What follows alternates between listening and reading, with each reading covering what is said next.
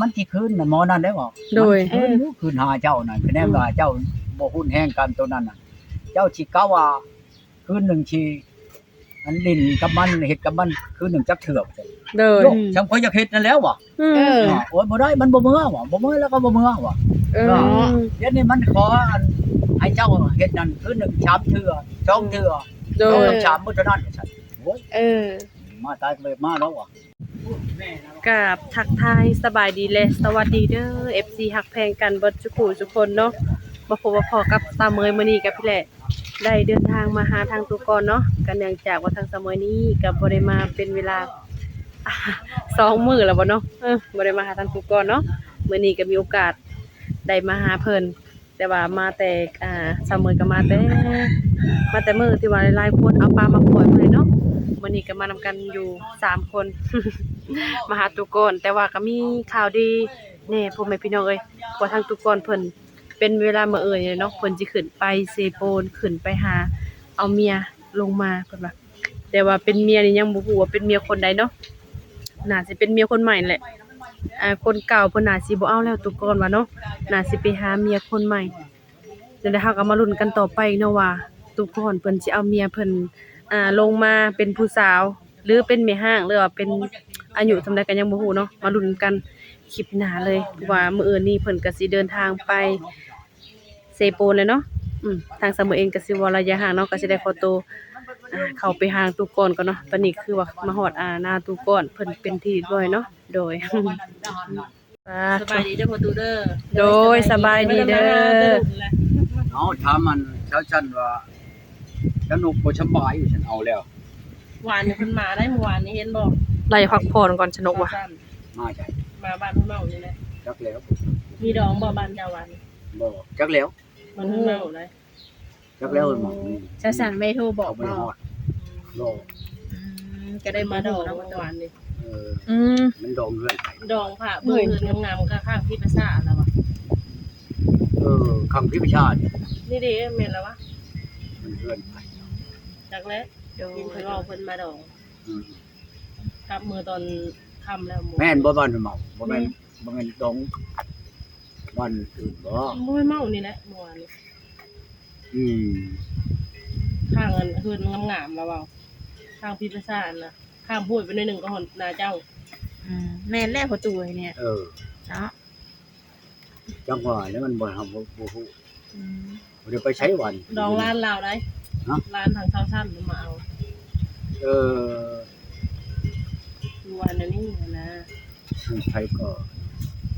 สักแล้ว กินข้าวกับยังประตูมานี่นะประตู เฮาชื่อปานเอื้อกเขาจะเอามาปิ้งมา ไปซื้ออยู่เชื่อนั่นนะ เอาเขาไปชื่ออันนั้นบ้านห้วยเมานี่คือน้ำมันใช้รถว่าจะไปว่าสิไปเสปูนมื้ออื่น มื้อนึงที่ไปซื้อปูนนะ มื้ออื่น ไปเซโปนมื้ออื่นไปยังประตู โอ้ยไปลินน้ำหมูให้โทรให้ไปลินน้ำเรียกเล็กน้อยนะ ไปจะคน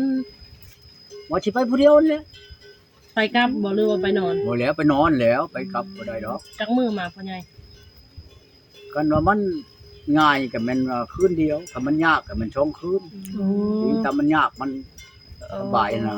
ยังว่าบ่ได้เนาะ ได้แล้วก็ผู้มาเบิ่งเพลงให้เพลงนาน ร้านนี่แหละชุมลูกน้องชายนี่ โอ้เพิ่นสิมาเบิ่งให้ติประตู มาแรงเลยให้เขามาเปิดไพ่เปิดหยังให้ หมู่แล้วไม่ได้เป็น ลูกมันนั่นสองคนเลยให้เขามานอนพี่พ่อกับแม่นอนพุ่นนะ โดย เขาก็มีลูกอยู่สองคนเด้อยู่ชิดปลายเลย ผู้ชายเพิ่นบ่พ่อใหญ่ หญิงคนหนึงผู้ชายคนหนึง ขับรถจักรนี่บ่ประตูขับรถจักรไปบ่ เออ โอ้ จักแล้วว่า เผื่อ เขาไปหาน้องชายว่าจะเอารถวิโก้เลยไปครับมันไป เชโนเลยเลยอย่าที่ไปผู้เดียวอยู่ที่ไปกับน้องชาย มื้ออื่นนี่เนาะ มื้ออื่นนี่แหละ โอ้ดีแต่เฮามามื้อนี้เนาะ ไปมื้ออื่น ดีแต่เฮามามื้อนี้ เนาะแต่ฉันไม่ได้เจอพ่อใหญ่ได้นี่ก็ยังงมมา เจ้าบุโทรมาสักคนหนึงมันบ่เจอดอกคือมื้ออื่นมันแน่ๆก็แม่นไปแล้วมื้ออื่น จองอยู่ก็ไปอยู่แล้วเนาะพ่อใหญ่อยู่แล้วเนาะ แล้ว ไปทางเขตนั่นก็โทรหาเบาแล่เลยเด้อ ก็คือ ก็อยู่พี่แล้วอยู่คุณก็ดีเนาะเพราะว่า มีสัญญาณ โด โด น น ติดบ่มีสัญญาณเลยทุกคนมันอยู่ก็บ่มีคือกันนั่นแหละ ไม่มีที่ยาเนาะ โดย มันก็ยากเนาะมีความอะไร สัญญาณสัญญาณน่ะ เป็นในตู้บ่ได้ไปหาระบบอันช่องสาวโทรหามื้อนั้นน่ะเป็นจังไดก็ โอ้ยธรรมชาติจังว่าบุญ เป็น จะ อะไร บ่ไปจะแม่นไปก็เชียร์เงินเชียร์ บ่ ทองไปบ่อันอยากมาหลอกกิน มันเป็นจังได อันพี่ น่ะ น้อยอันนั้นบ้านโคกปลาหวายนั่น ผู้บ่าวน่ะเอาทองมาจำแล้วฉลึงหนึ่ง เออ บอกอันแหวนนี่ โดย ผู้บ่าวทหารนี่ บ่ แล้วมาจำเพิ่นแล้วบัดนี้ล่ะจำจักจะเดือนใดนี่เดือนนั้นชั่วเดือนนี่แหละที่เข้าพรรษาน่ะผู้บ่าวสิมาขอตัวทหาร โอ้ คนนั้นทักแขก โดย อันผู้บ่าวเพิ่นนั่น โดย แค่บ่ ผู้บ่าวอยู่อันทหารน่ะบ้านเกิดเมืองนนท์อยู่ทักแขก โดย แ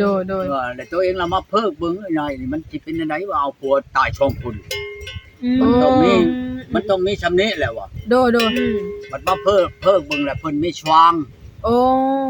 มีชวางอันในกระโตเพิ่นนั่นเวงว่าโอ้ยเจ้าจะไปเอาไปก็เอาโอ้ยจะยาแล้วบ่แม่นข่อยตายเพิ่นว่าหักชวางตัวนี้บ่แม่นแต่มันสิไปเฮ็ดแต่ผู้อื่นในตัวเองมันก็เฮ็ดบัดนี้ โอ้ ขออนุญาตนำอันตัวเองว่าแม่นบ่หรือบ่แม่นว่าคนสิทอยให้เจ้าเบิ่งว่าข่อยเห็นแล้วในอันห้องเจ้าอันอยู่นี่เอาเจ้าเอาเบิ่งดูเพิ่นว่า มันอยู่กับโตในงามก้นเจ้าหั่นเด้อว่ะโอ้ยเจ้าอย่าบ่คือเห็นคักแท้เอาโกยว่ะบ่เห็นอะไรขนาดเจ้านำว่ะนี่เด้ว่าบ้านโนนหังนี่กับผู้นึงนี่มาผัวนำข่อยก็เช่าแล้วนี่ปากช่องละอันเด่นดาวก็มาผัวก็เช่าแล้ว โอ้โดย อันนี้ก็พี่นายอันนั้นจนเราเอาเราอ่ะพี่นายอยู่ปากช่อง โดย คันไผจะตายแล้วมาเอาข่อยเราอ่ะ บ่ ถือชันมาพร้อมเด้อมาห่อเราว่าวันนั้นได้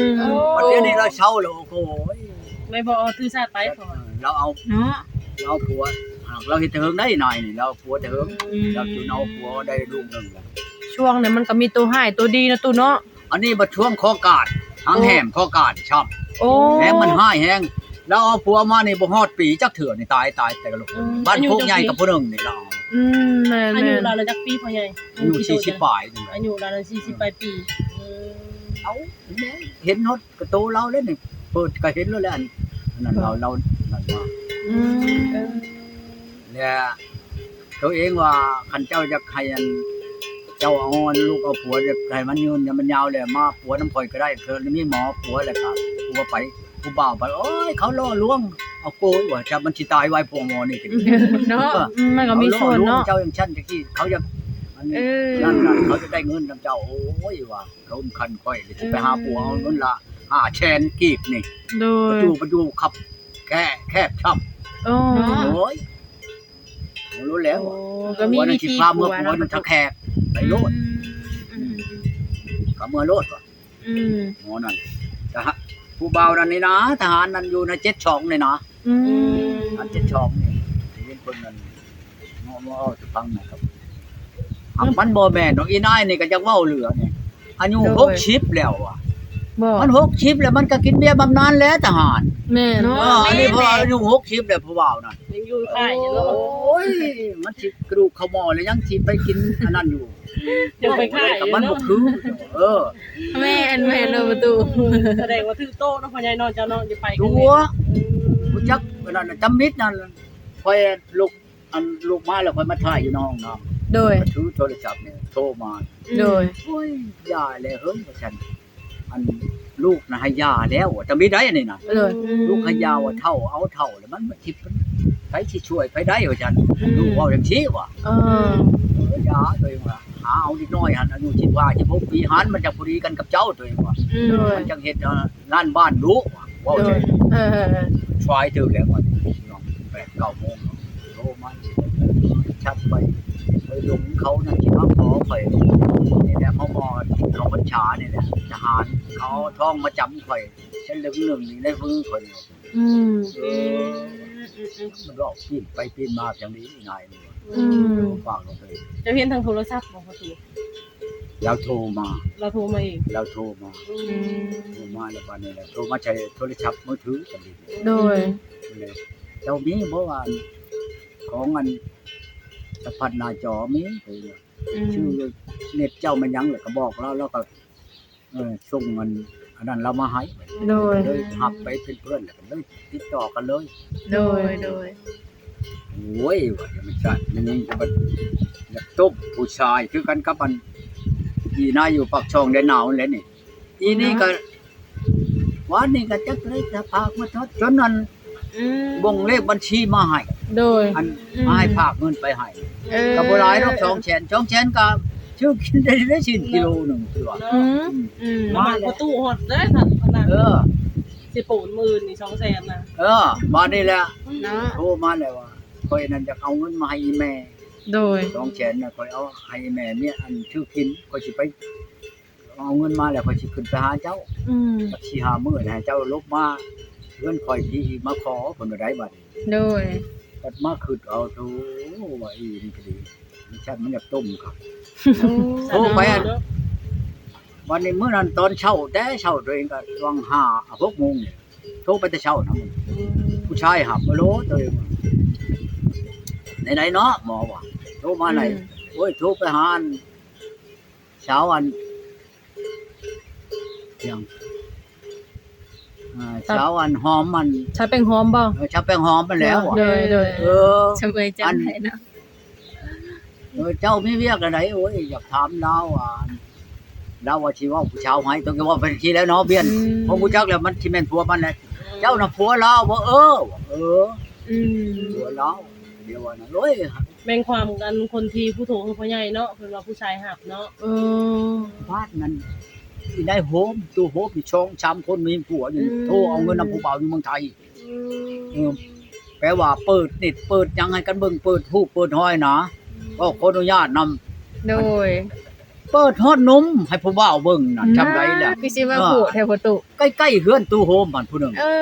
บางคนเขาจะได้เงินเนาะ ผู้หนึงน่ะอยู่ใต้โรงประจักษ์ดอยอีหนึงแห้งเต็กเลยนี่โอ้ยเฮือนมันเป็น9 ห้องคนแห้งจังแห้งขนาดนี้นั่นผู้บ่าวอยู่อเมริกา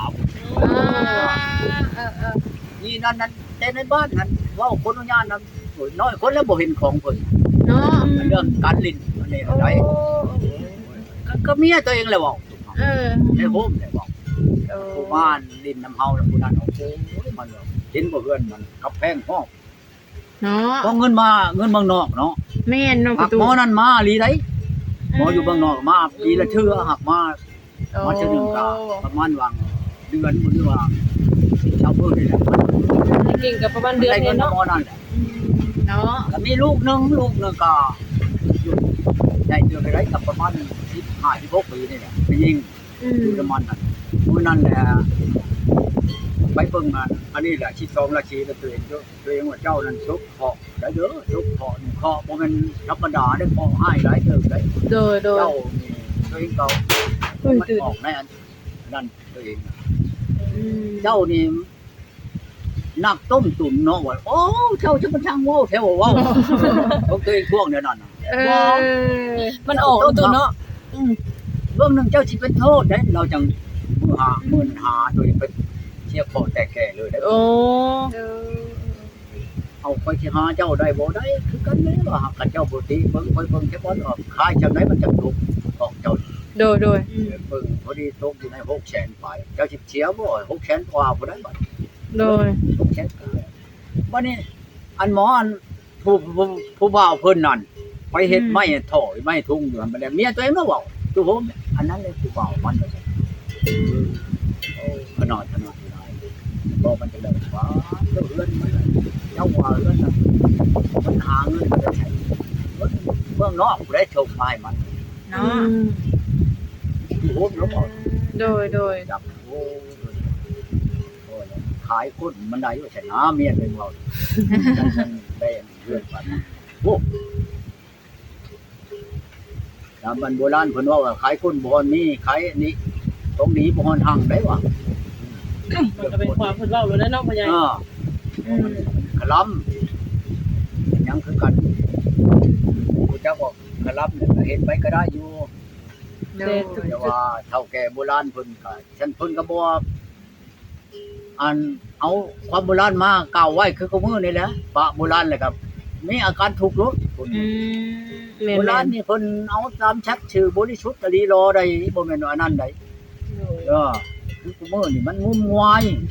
หลักเล็กขโมยน้อยกาลายสิเว้านั่นคือจัง ๆโดยแม่น อันคือกันกับผู้หญิงผู้มันดื้อมันด้านเนาะกิน โดย รถยาเช็ดดอกเช็ดติดไปเอาแต่มันเช็ดนะแล้วมันยิงก็ดีมันเป็นดอกแล้วบ่แม่นสิเป็นแต่ทุก แม่นนะประตูเนาะ มันบ่ เดี๋ยวนี้เนาะ มันบ่พังความไผแล้วมันเป็นนั่นแหละ โดยแม่น จักความสิทุกข์จนตัวเองน่ะเอาบอกผู้ลางคนอันป้าผัวไปเป็นกะลี แม่น จนอย่างนี้นอดหู แม่ เพิ่น น ไปขอเงินขออันกับทิดอ่องนี่ไปขอเฮ็ดเมียนี่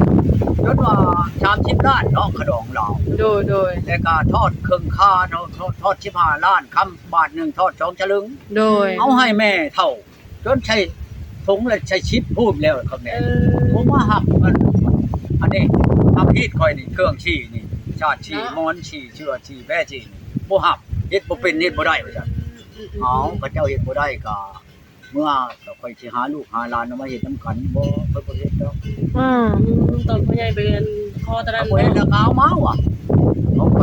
เพิ่นก็เพิ่นบ่ได้ว่าสิเอามาเอาทองเอาเงินมาให้แม่เจ้าซื่อๆเด้อ โดย เท่ากับจกถุงอันค่าแม่ตัวหนึ่งมื้อนึงก็จนไผก็บ่กินบัดนี้ชุมไปน้ำข่อยก็บ่กินเพราะบ้านหยัง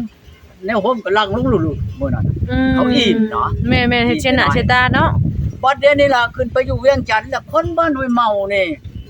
แล้วมันเว้าอยู่บ้านห้วยเมานี่ฟังน่ะนะอีน่ะมันเข้าไปอยู่ในมันเป็นเกาหลีน่ะ โดย อยู่ในห้านนั่นเขาเข้าไปเล่นเนาะและหมู่เจ้าอยู่ไสว่าฉันถามเขานี่อยู่บ้านห้วยเมาโอ้ยผู้บ่าวบ้านคุดแค่มาขอข่อยชื่อในนั้นน่ะเขาบ่จักแล้วแม่นบ่ของบ้านนี่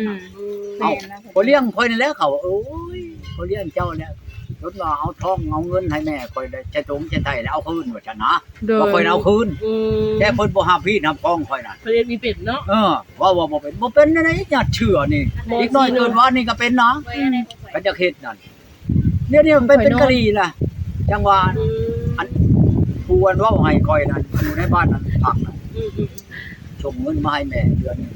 ล้าน2ล้านโอ้ยไปเฮ็ดงานบ้าน จักว่าแล้วบ่ใช่มันงานบ้านนั่นของบุญเจ้าหันแหละมันว่า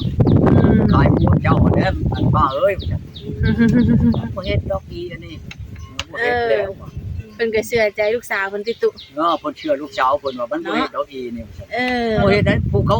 เขาไปนอนนำกาในบ้านใกล้ๆนี่ก็มีแล้ว เขาหูเนาะ คือกันจักอันป้าเมื่อมื้ออื่นมื้อนั้นสิข่อยรู้จักแล้วนี่เขาบอกข่อยเบิดแหละ บอกแล้วบอก โอ้ยบุญจะข่อยบ่เอาไปเดินยาวเฉพาะมันจะพกเมือง โดย เนาะอีเดี๋ยวมาเจ้ามีไปตามไตเนาะ บ่แม่นเด็กน้อยได้บอกข่อยคนบ่ใหญ่ดีได้ บอกว่าจะได้พ่อใหญ่ เสียงดอก โดย โอ้ยามาอยู่นั่นนี่นั่นก็ยังบ่เราเว้าขออนุญาตนะยังบ่ได้เฮ็ดจัญญาคูในวัดเราบ้านวัดนั้นก็ยังบ่ได้วัดอยู่นี่เพิ่นต้องอาบัติ โดย นอกคันแล้วโอ้ลูกผมเนี่ยแห้งบ่ได้เว้าแต่เนี้มันสิไปปลูกกันกระทอบน้อยๆอยู่นั่นมันก็อาศัยกินนั่นแหละเอาว่านี่เราได้บัด เขาว่าแปดให้พ่อใหญ่ เอา เนาะ ว่าเป็นให้พังได้บัด อืม เอาเช้าเชียร์เงินกับมอนเว้าให้มันคือสิตีข้อแค่กันแล้ว